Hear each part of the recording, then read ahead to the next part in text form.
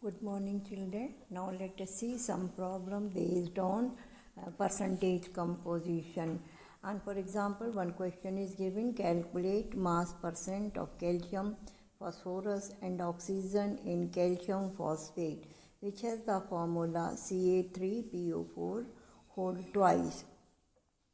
Now for the solution, to calculate mass percent of an element, the formula is equal to atomic mass of the element present in the compound divided by molar mass of the compound into 100.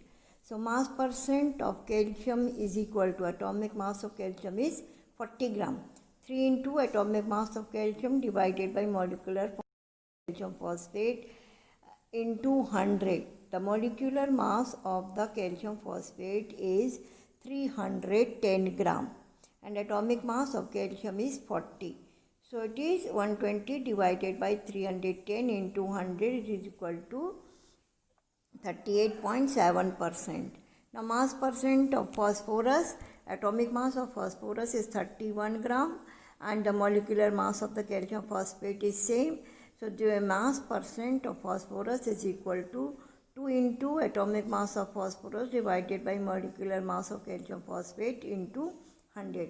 This 2 into 31 upon 310 into 100, that is 20%. Now mass percent of oxygen, and at 8 oxygen atoms are there. So mass percent of oxygen is equal to 8 into 16, that is atomic mass of oxygen divided molecular mass of calcium phosphate 310 gram into 100. Then it is equal to 41.29%. So this is a way by which we can find out the percentage of the elements in the given formula.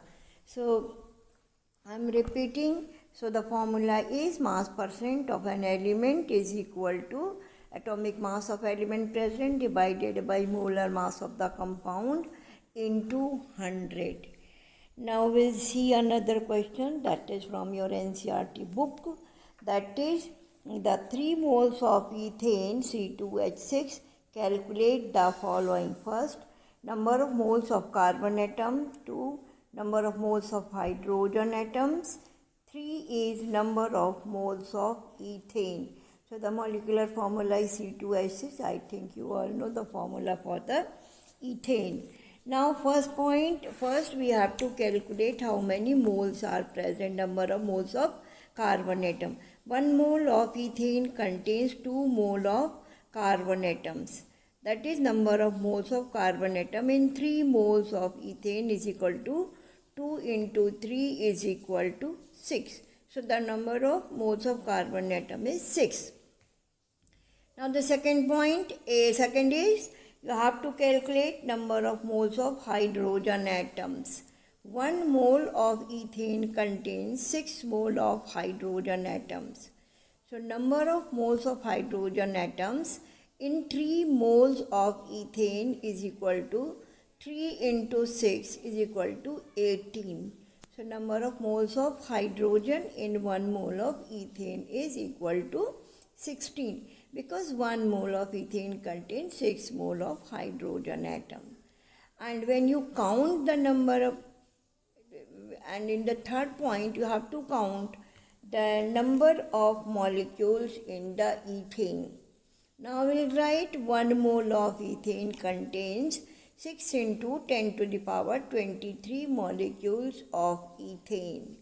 So 3 moles of ethane will contain 3 into 6.022 into 10 to the power 23, which is equal to 18.066 into 10 to the power 24 molecule.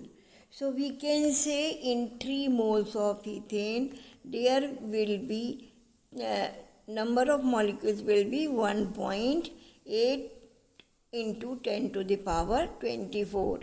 So on rounding off, you will get the value 1.8 into 10 to the power 24.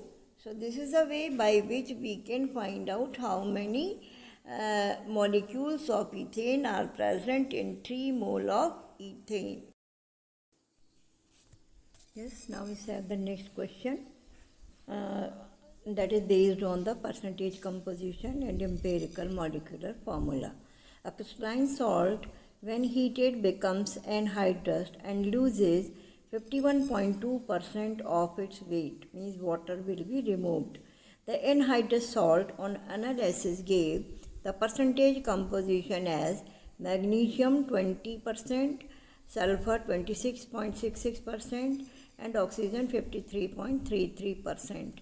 Now for the magnesium, atomic mass mass percentage is 20, atomic mass 24, and the relative number of moles of element is 0.833.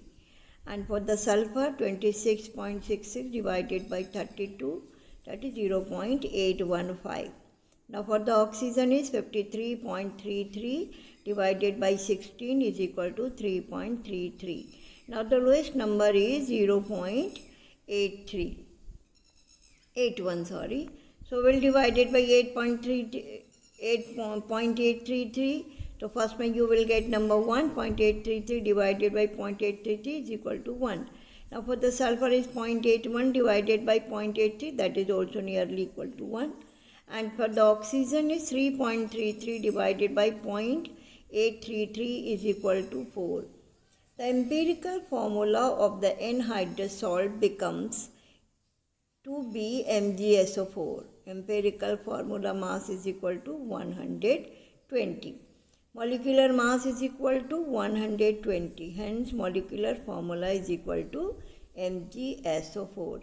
As crystalline salt on heating become anhydrous, loses 51.2% by mass. This means 48.8% of anhydrous salt contains water is equal to 51.2 gram.